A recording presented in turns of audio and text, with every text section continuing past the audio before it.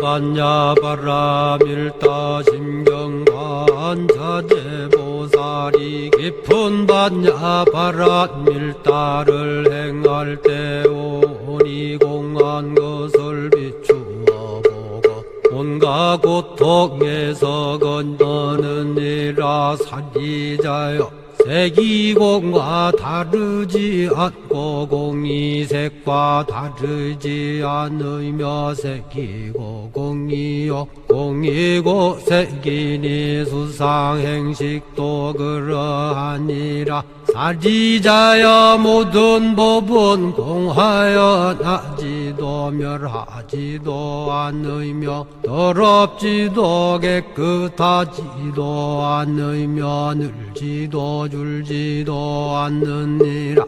그러므로 곧 가운데는 색이 없고 수상행식도 없으며 안이비설신의도 없고 색성향 미촉법도 없으며 눈의 경계도 의식의 경계까지도 없고 무명도 무명이담까지도 없으며 늙고 죽음도 늙고 죽음이 다함까지도 없고 고진열도도 없으며 지혜도 듬도 없느니라.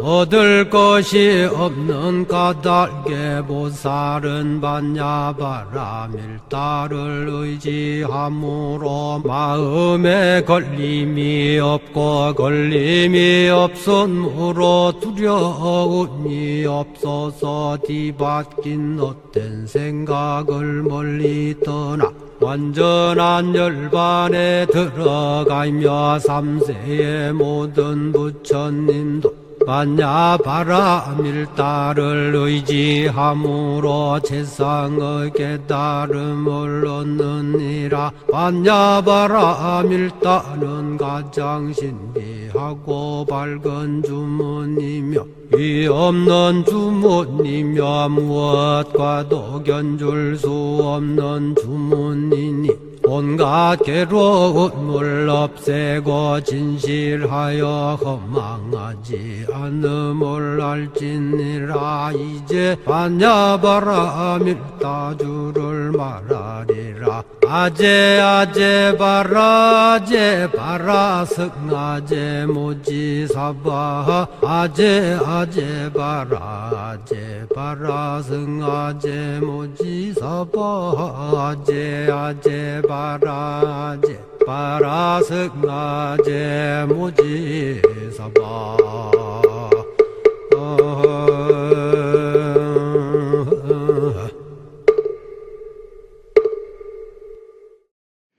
예, 안녕하십니까. 법과대학교 용선기입니다. 오늘 제가 말씀드릴 내용은 불교의 위대한 평등 사상, 그 관련돼서 말씀을 좀 드리고자 합니다. 예, 앞에서 설명을 해주셨기 때문에 제 소개는 넘어가도록 하겠습니다. 갈등 많이 아시죠? 예, 이게 칙 갈자에다가 등나무 등자를 쓴답니다. 그래서 칙하고 이 등나무가 서로 막 얽혀가지고 이 풀기가 어려운 상황, 이걸 이제 갈등이라고 얘기를 하는데요.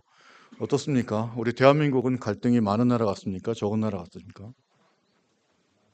예. 예, 대한민국 국민의 10명 중에 8명이 이 한국 사회 갈등이 대단히 심하다라고 이렇게 보고 있다고 합니다.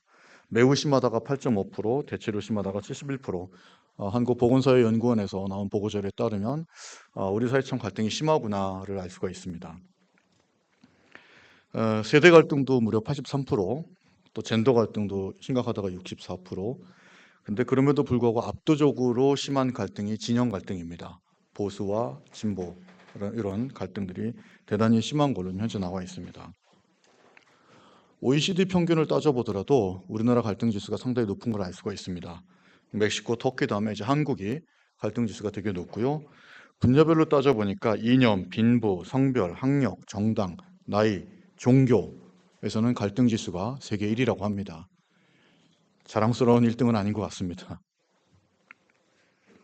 다 아시는 내용들입니다. 서로가 가진 차이를 틀림이 아니라 다름으로 인지하면 우리가 이 문제를 해결할 수 있는데 그렇지 못하는 것 같습니다. 근데 비단 이것이 대한민국만의 문제는 아닙니다. 미국 로스쿨 가면 반드시 배워야 되는 판결 중에 하나가 바로 이 드레드 스콧 판결이라고 합니다. 이게 이제 흑인 노예 사건이었었는데요. 보면 이 흑인 노예의 쉽게 말하면 자유를 갖다가 부여하느냐 여부 가지고 소송이 걸렸었고, 이거에 대해서 미 연방 대법원에서 이런 판결을 내렸습니다. 노예들은 굉장히 열등한 존재이기 때문에 백인들이 가진 권한을 동일하게 가질 수 없다. 참 이해가 안 되는 판결이죠. 실제로 미국 역사에서 이 판결은 최악의 판결 1위로 아주 악명이 높은 판결이기도 합니다. 이 판결을 내렸던 당시 5대 미 연방대법원장은 로저 톤이라는 분인데, 이분 자체가 흑인 노예를 많이 거느린 대농장주의 아들이었습니다. 그래서 이제 흑인 노예를 인정할 수가 없었겠죠. 미국은 노예 제도를 찬성하는 주와 그거를 반대하는 주가 서로 대립하고 있다고 합니다. 근데 참 재밌는 게 노예 제도를 찬성하는 주의 근거도 성경이었고, 노예 제도를 반대하는 주의 근거도 성경이었다고 합니다. 그러니까 서로 같은 성경을 두고서도 어떤 주에서는 찬성을 하고 어떤 주는 반대를 했다라는 겁니다. 팽팽하게 맞서고 있었었는데요. 매사추세츠주에 있는 메인이라는 지방이 미 합중국에 포섭이 되면서 이 메인주는 노예 제도를 갖다가 폐지하는 주로, 그래서 균형을 맞추기 위해서 미주리주는 노예 제도를 찬성하는 주로 하면서, 요걸 기준으로 해가지고 북쪽은 노예 제도가 없는 자유주, 남쪽은 노예제가 인정되는 주로 하자는 미주리 타협을 체결하게 됩니다. 근데 이 드레드 스콧 판결에서 로저 토니 대법원장은 이 협정을 전부 다 무효화시키는 그런 결정을 내립니다. 그러니까 미 연방 대법원에서 두 번째로 내렸던 위헌 법률 사건이었습니다. 이거를 통해서 이 양 진영이 쉽게 말하면 아주 폭발적으로 분노를 했고, 그것은 결국에는 남북 전쟁이라고 하는 파국으로까지 이어지게 됩니다. 아마 한 번쯤은 다 들어보셨을 겁니다. 남북 전쟁. 하지만 그게 얼마나 큰 전쟁이었는지는 요걸 한번 보시면 조금 실감이 가실 겁니다. 미국 역대 전쟁 그 기간을 보면 아프가니스탄이 104개월이었고 베트남에 103개월, 이라크가 86개월, 영국으로 독립했던 독립전쟁이 81개월이면 남북 전쟁이 48개월이었습니다. 오히려 2차 대전보다도 더 오래 했었던 전쟁이 미국의 남북 전쟁이었습니다.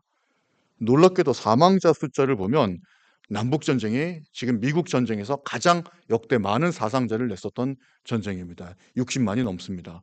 2차 대전 때 죽은 이 미군의 수가 40만 정도밖에 안 되는데도 더 많이 죽었던 그야말로 엄청난 참상이었었습니다. 이런 전쟁이 더 이상 반복돼서는 안 된다고 하면서 노예 제도를 인정하는 주법, 또 노예 제도를 폐지하는 주법, 더 이상 이런 주법 갖고 문제 삼지 말라고 해서 아예 미 연방 수정헌법 제13조에다가 노예 제도를 폐지한다라는 헌법상의 아주 근거를 딱 못을 박아 버립니다. 그 이후에도 우리가 알다시피 흑백 갈등은 대단히 많이 있었습니다. 이 흑백 갈등에 어떻게 보면 이 인종차별 문제를 갖다가 해결하기 위해서 가장 많이 애를 썼었던 분이 우리가 잘 알고 있는 마틴 루터 킹 목사님이십니다. 이분이 이제 1929년 1월 출생을 하시고 박사학위, 철학 박사, 또 뭐 신학 박사 이런 걸 하시고, 그다음에 이제 흑인 인권 운동을 열심히 펼치시다가 아주 유명한 연설을 하게 됩니다. 1963년도 나는 꿈이 있습니다라는 연설 있고, 그리고 나서 그 다음 해에 노벨 평화상을 수상을 합니다. 그리고 4년 뒤 흑인 청소부 파업 지지를 하러 가시는 와중에 백인 청년에 의해서 암살되는 사건이 발생을 했었습니다. 이분의 연설은 대단히 유명합니다. 본인이 갖고 있는 꿈은 자기 아이가 4명이 있는데 우리 애들은 피부색으로 차별받지 않고 자신의 역량에 따라서 인격에 의해서 그 대우를 받는 그런 나라에 살고 싶다라는 그런 소박한 꿈이었었습니다. 이 마틴 루터 킹 목사의 연설이 있고 1년 뒤에 1964년 이제 모든 차별을 갖다가 철폐하는 미국의 민권법이 제정이 됩니다. 그리고 로널드 레이건 대통령은 이 마틴 루터 킹 목사의 이름을 딴 국가 공휴일을 제정을 해서 매년 1월 셋째 주 월요일마다 기념 행사를 펼치고 있고요. 현재 미국 730개 도시에 이분의 이름을 딴 거리 이름이 있다고 합니다. 그리고 곳곳에 기념관이 들어섰고 2011년에는 워싱턴 DC에 이분에 대한 석상이 세워졌다고 합니다. 지금도 이분은 가장 존경받고 있는 인물이 되어 있습니다. 그리고 나서 지금 보시면 너무나 잘 아는 분이죠. 팝의 황제라고 불렸던 마이클 잭슨이 있고, 그리고 미국의 오바마 대통령이 나오게 됩니다. 이 두 사진을 굳이 보여드린 이유는 이 마이클 잭슨의 영향이 그만큼 컸었다고 합니다. 마이클 잭슨을 당시 자신의 우상으로 받아들였던 그 세대들이 나중에 커서 미국의 흑인 지도자를 받아들이는데 거부감이 없었기 때문에 오바마 대통령이 나올 수 있었다라는 평가가 있었기 때문에 그렇습니다. 저는 순간 우리 BTS가 큰 역할을 했으니까 혹시 한 세대가 지나면 아시안계 대통령도 미국에서 나오진 않을까라는 생각을 한번 해봤습니다. 제가 이제 흑백 갈등을 말씀을 드렸는데요. 이번엔 이제 젠더 갈등입니다. 그러니까 남녀차별 문제였었습니다. 나라별 여성 참정권의 역사를 보시면 1883년도 뉴질랜드가 세계 최초로 여성들에게 참정권을 부여를 했고, 그다음에 핀란드, 그다음에 뭐 노르웨이, 그다음 미국이 1920년대 이렇게 참정권을 부여하게 됩니다. 재밌는 게 미국은 흑인 노예에게 1870년에 남성들에게도 참정권을 줬었는데 여성들에게는 참정권을 주질 않았습니다. 그만큼 뒤쳐졌다는 얘기겠죠. 그리고 1930년대 들고 그다음에 우리나라 같은 경우는 1948년도에 우리가 이제 제헌헌법 나오면서 여성들에게도 참정권이 부여가 됩니다.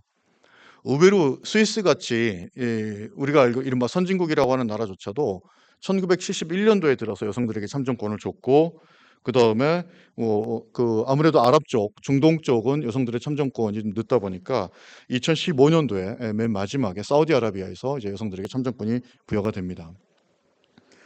그래서 여성 그 투표권 도입을 보면 미국은 남성에게 1870년도 흑인 남성에게도 줬었던 참정권이 무려 50년이나 뒤쳐져서 여성들에게도 참정권이 인정이 되고, 영국은 10년간의 텀이 있었었고, 프랑스도 무려 96년, 반면에 한국은 동등합니다.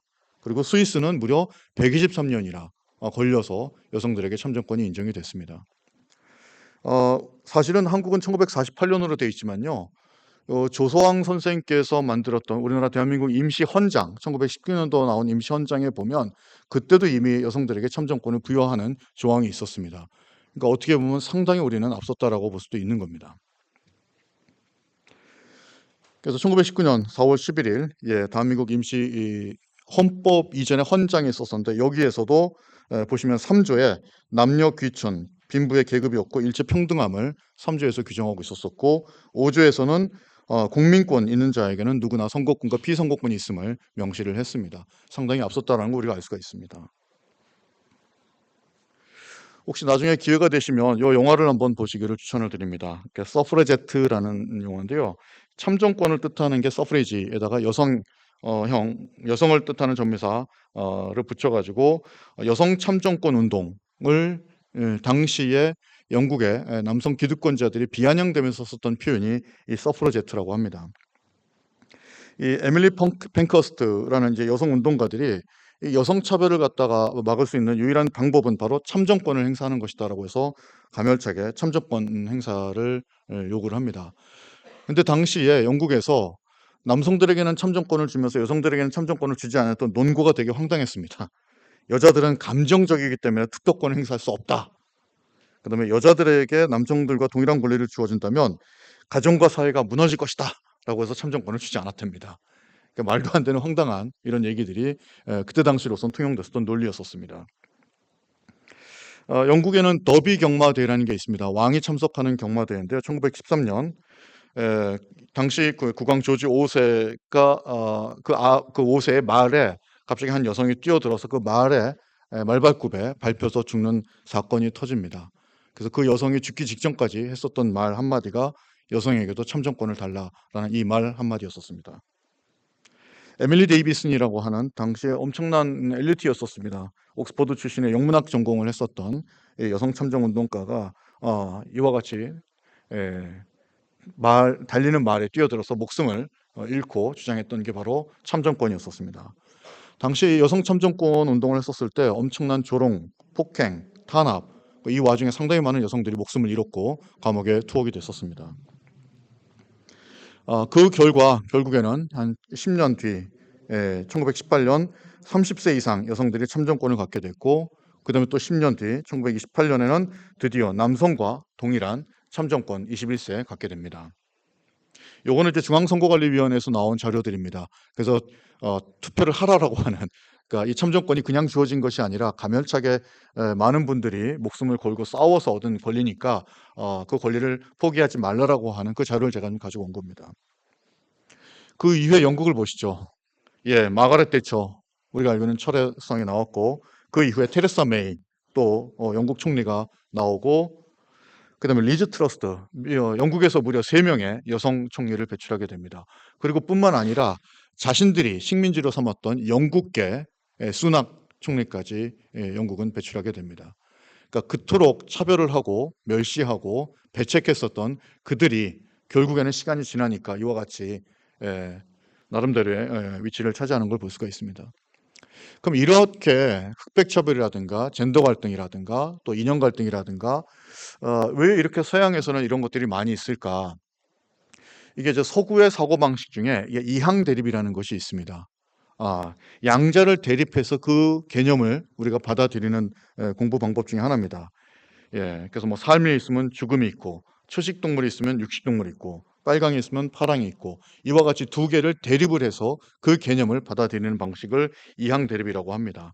대단히 많습니다. 선과 악, 인간과 자연, 천사와 악마, 네 편, 내 편, 의식, 무의식, 강자, 약자, 현상, 본질, 장애인, 비장애인, 동성애, 이성애, 이런 것들, 이 전부 다 이항 대립의 구조입니다. 이건 서양 철학에서는 이 창시한 플라톤 이후에 이 독립하는 쌍의 대립을 통해서 정의를 내리고 질서와 규칙을 갖다가 마련하는 방식이 바로 이러한 이항 대립입니다. 그러니까 흑과 백 사이에 하나가 흑이면 나머지는 흑이 아니어야만 합니다. 흑이면서도 동시에 흑이 아니기도 한 것은 불가능하다는 형식 논리입니다. 그리고 우리 인간의 두뇌 자체가 이런 이항 대립에 대해서 상당히 선호하고 이걸 갖다가 받아들이기 쉬워한다라는 그런 얘기가 있습니다. 이런 이항 대립은 간명하게 결론을 내릴 수 있다는 장점은 있지만 대립하는 양자 사이에는 우열 관계가 있을 수밖에 없습니다. 즉 어느 하나가 압도를 하고 지배하는 관계가 형성이 된다라는 겁니다. 모든 독립된 인자를 대립으로 봤기 때문에 양자 사이에는 경계선이 그어지고 배타적이고 투쟁적인 구조가 등장할 수밖에 없고, 그렇기 때문에 흑 아니면 백, 흑이면서도 흑이 아닌 것은 존재할 수 없는, 따라서 상생하고 타협하고 조화하고 균형을 이루고 어떤 타협을 하는, 융합을 할 수 있는 이런 것들은 나올 수가 없다라는 겁니다. 이거는 우리 불자 중에서 가장 대표적인 불자이신 고려대학교 배종대 교수님 논문에서 제가 이걸 발췌를 했습니다. 불교와 관련돼서도 인도의 신불교 운동을 잠깐 말씀을 드리고자 합니다. 우리가 너무나 잘 알다시피 인도는 이 카스트 제도가 상당히 많이 발달되어 있는 곳입니다. 브라만계, 그 다음에 크샤트리아, 바이샤, 수드라 4개로 구분하고 있습니다. 이 카스트에 따른 직업을 갖고 이거는 세습이 되고 여기서 벗어날 수가 없습니다. 역사가 무려 3,000년 넘게 됐기 때문에 이게 뿌리를 뽑을 수가 없다고 합니다. 문제는 뭐냐면 이 4개 카스트에도 들지 못하는 아웃카스트가 있습니다. 이른바 불가촉 촌민이라고 불리는 사람들인데 이 사람들을 달리트라고 부른다고 합니다. 이게 제4계급도 아닌 5계급에 속하는 이 불가촉 촌민은 인도 전역에 거주하고 있고 전체 인구의 약 한 15%에 달한다고 합니다. 이 사람들이 만약에 땅에다가 침을 흘리면 땅이 더러워진다라고 했고, 그래서 턱에다가 침통을 달고 다니게끔 했고, 발자국이 땅을 더럽힌다고 해서 엉덩이에다 빗자루를 달고 다니고 그 자신의 발자국을 지우고 다녀야만 하는, 그리고 물을 그릇으로 받아 먹지도 못하게 하고 손으로 물건을 만지지도 못하게 하는 이런 말도 안 되는 정말로 짐승만도 못한 대접을 받고 있었습니다. 이런 차별은 인도가 영국으로부터 독립을 하면서 법으로 금지를 합니다. 하지만 실생활에 있어서는 이런 차별은 대단히 극심했었습니다. 인도는 석가모니가 탄생된 나라임에도 불구하고 전체 인구의 1%만이 불교 신자라고 합니다. 이런 인도에서 이 불교가 환영받지 못한 이유는 아무래도 이 신의 존재를 부정을 하고 힌두교, 이 카스트 제도가 이 지배하고 있기 때문이라고 보고 있습니다. 그런데 이 인도에는 이제 특히 힌두교에서는 비슈누라고 하는 신이 있는데 이 석가모니 부처님을 그냥 비슈누의 화신 중에 한 명으로 그냥 치부를 해버렸던 겁니다. 그래서 어떻게 보면 힌두교가 불교를 이제 포섭해버리는 이런 것들이 있었습니다. 1930년 이후에 이런 인간의 존엄성과 이 평등에 관련돼서 이 불가촉 천민의 해방 운동을 펼쳤던 두 명의 인물이 있었는데 그 중에 한 명이 간디였고 또 다른 한 명이 바로 암베드카르라는 분이었었습니다. 그래서 이 간디 같은 경우는 이 불가촉 천민을 하리잔, 즉 신의 자식이라는 이름으로 부르자, 달리트라든가 이런 식으로 부르지 말자라고 했었었는데 이와 관련돼서 이제 암베드카르하고는 좀 노선이 달랐습니다. 이 암베드카르는 인도 독립보다는 이 신분제 철폐라든가 이 인권을 갖다가 우선시했었고 반면에 간디는 힌두교의 카스트 제도를 인정하는 쪽이었기 때문에 또 두 사람의 방향은 서로 달랐었다고 합니다. 이 암베드카르라는 인물은 나는 원치 않게 힌두교로 태어났지만 힌두교로 죽지 않겠다라고 선언을 하고 그리고 신불교 운동을 전개를 하게 됩니다. 이 암베드카르는 누구냐? 그렇다면 인도 법무부 제1대 장관입니다. 인도의 독립운동가이고 정치인이고 대학 교수고 변호사였고 인권운동가입니다. 그리고 이분이 바로 인도 헌법을 갖다가 제정하는 초안자였었습니다. 놀랍게도 이분이 바로 달리트 출신입니다. 불가촉 천민 출신입니다. 그래서 이분은 이 불가촉 천민들의 권익을 위해서 이 식수권 운동도 하고 집단 불교 개정 운동을 하게 됩니다. 인도에 가시면 간디 동상만큼이나 많이 볼 수 있는 게 바로 이 암베드카르의 동상입니다. 이와 같이 인도 전역에는 이분의 동상이 곳곳에 설치가 되어 있다고 합니다. 이게 뭐냐면 1927년도만 해도 물도 마음대로 먹을 수가 없어가지고 이 불가촉 천민 10,000명을 이끌고서 저수지에서 물을 먹는 장면을 그림을 그렸던 겁니다. 물을 마시는데도 권리가 필요했다고 하니까 당시에 이 불가촉 천민에 대한 이 차별이라든가 이것이 얼마나 처참했는가를 우리는 이제 이걸 통해서 좀 확인할 수가 있습니다. 이 암베드카르가 펼쳤었던 이른바 신불교 운동, 아주 기네스북에 오른 아주 획기적인 사건이 하나가 나타납니다. 1956년 경이로운 이제 일이 발생을 했는데 나거푸르시에서 사람들이 구름처럼 모입니다. 대부분이 이 달리트 출신들이었었습니다. 그리고 암베드카르가 얘기를 합니다. 나와 함께 불교로 귀의할 사람은 일어서세요라고 하니까 그 자리에서 50만 명이 일어납니다. 제가 사는 의정부가 인구가 40만인데요. 의정부 시민들이 다 같이 일어나도 50만을 못 채웁니다. 예, 세계사에서 유례가 없는 대규모 개종운동이 바로 이 부분이었었습니다. 그러면 이때 당시에 왜 이렇게 엄청난 신불교운동, 불교 개종운동이 일어났었을까? 불교는 바로 평등의 종교였기 때문이었었던 겁니다. 그래서 인도인들은 이 암베드카르를 바바사헤브, 아버지와 같은 스승이라고 해서 대단히 존경을 하고 있고 지금도 이 암베드카르 학회가 여기저기서 많이 열리고 있습니다. 결국에는 인도의 이 신불교는 불가촉 천민들을 이 힌두교에서 해방시키려고 나타난 운동이었고 반대로 이 극우 힌두교 정당들은 이 부처님은 힌두신인 비슈누의 화신이니까 굳이 불교로 개종하지 않아도 된다라고 하면서 어떤 형태로든지 이 신불교 운동을 제지하려고 했었다고 합니다. 현재도 지금 매년 이 암베드카르 학회에서는 이 신불교 운동을 갖다가 조명하는 이런 세미나가 진행되고 있습니다. 오죽 이 신불교로 개종을 하지 못하게 하기 위해서 예전에는 이 할당제가 있었습니다. 그러니까 무슨 불가촉 천민들에게 이 국회의원 의석수 같은 경우 불가촉 천민에게 할당제를 줬던 겁니다. 그런데 예를 들어서 개종한 사람은 이제 더 이상 힌두교가 아니고 그러면 카스트 제도에서 최하위 계층이 아니니까 그럼 할당제를 주지 않겠다라고 해서 개종을 못하게 했던 겁니다. 이것도 역시 가멸차게 싸워가지고 결국에는 이 할당제를 유지하게 됐었던 겁니다. 헌법 개정이 있었습니다. 결국에는 이것이 가능한 배경에는 이 불교가 가지고 있는 위대한 평등 사상의 자리를 잡고 있었기 때문에 이것이 아닌가라는 생각을 한번 해봅니다. 이 평등이란 말은 본래 불교에서 현상계의 모든 사물의 6가지 원리 중에 하나가 이 샤마나라는 것인데 이게 산스크리트어인데 이거를 이제 한자로 옮긴 겁니다.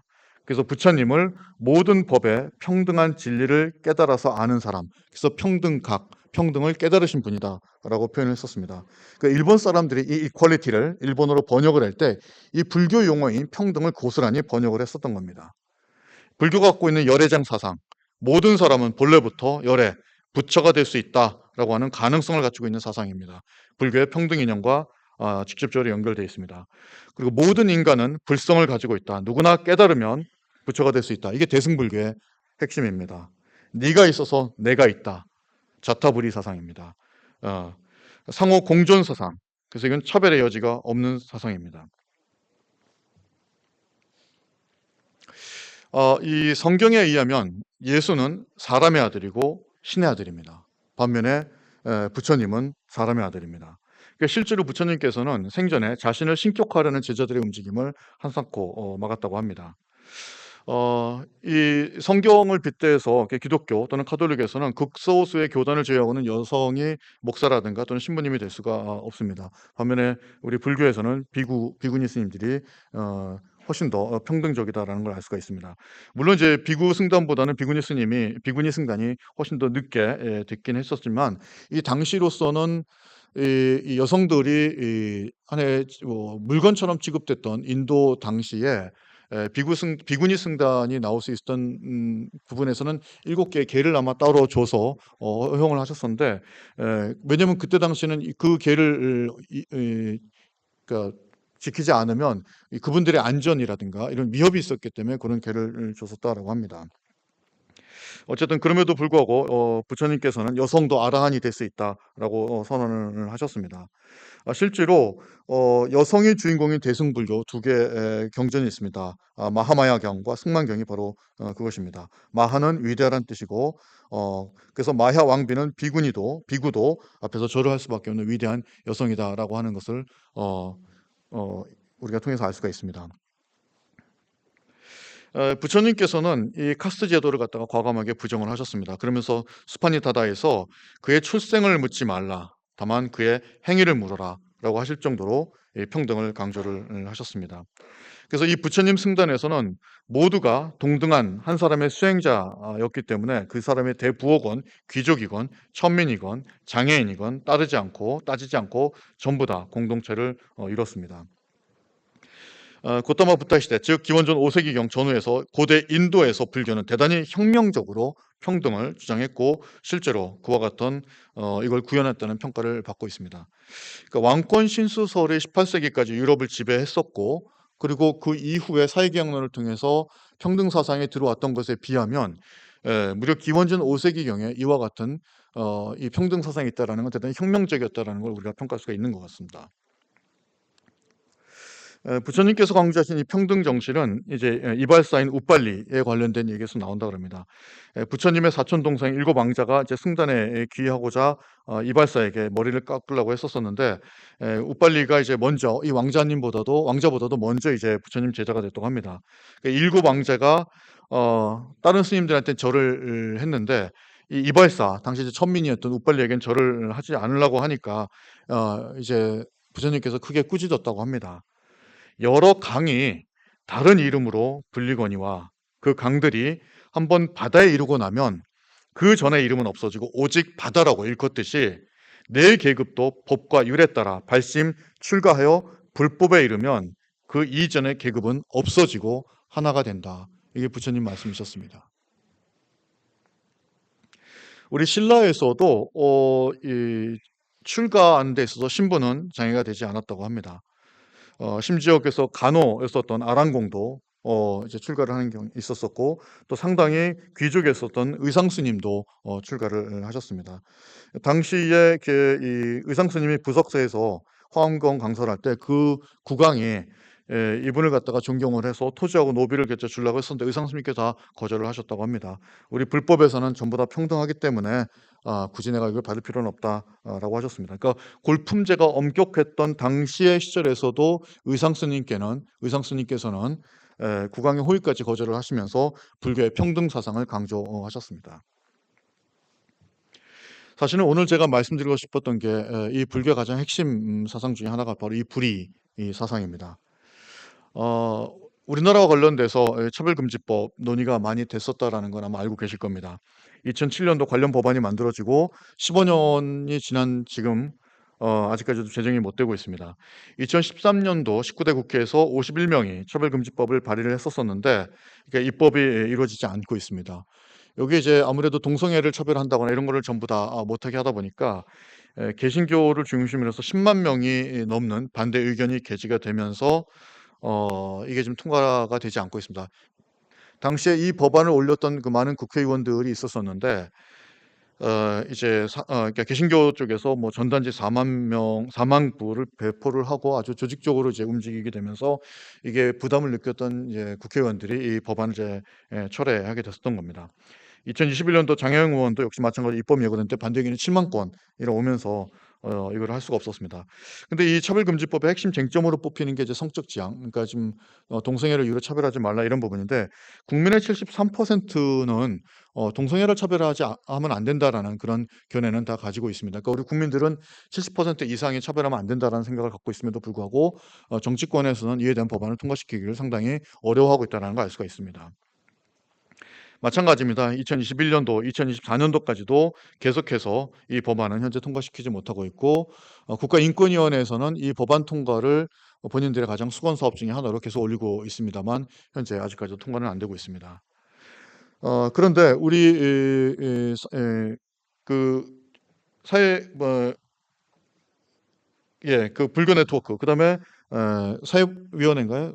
우리 조계종 사회위원회에서는 차별금지법을 통과를 계속 지지를 하고 있습니다.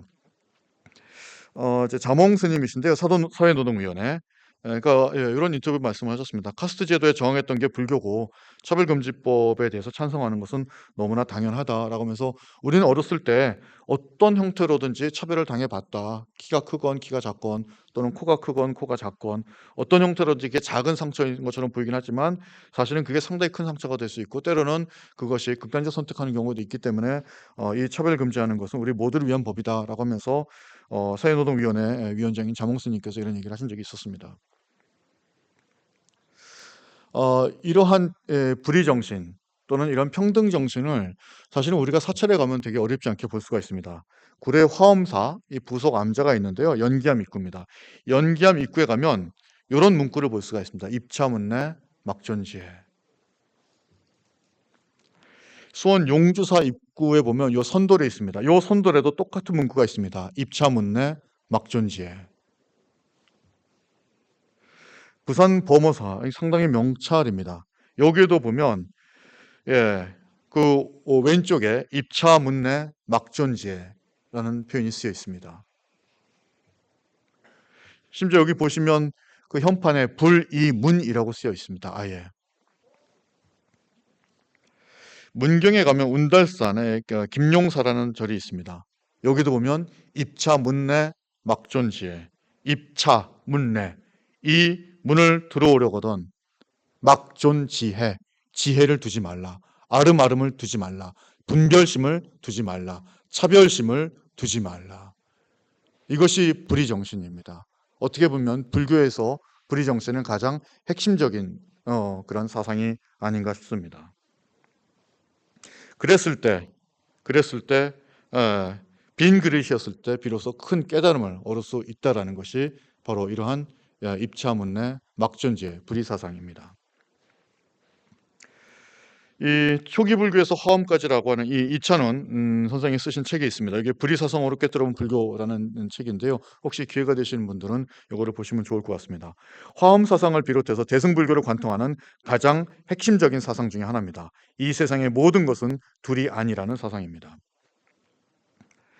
불이라고 하는 것은 상반된 현상이나 세계가 둘이 아니고 하나임을 뜻합니다.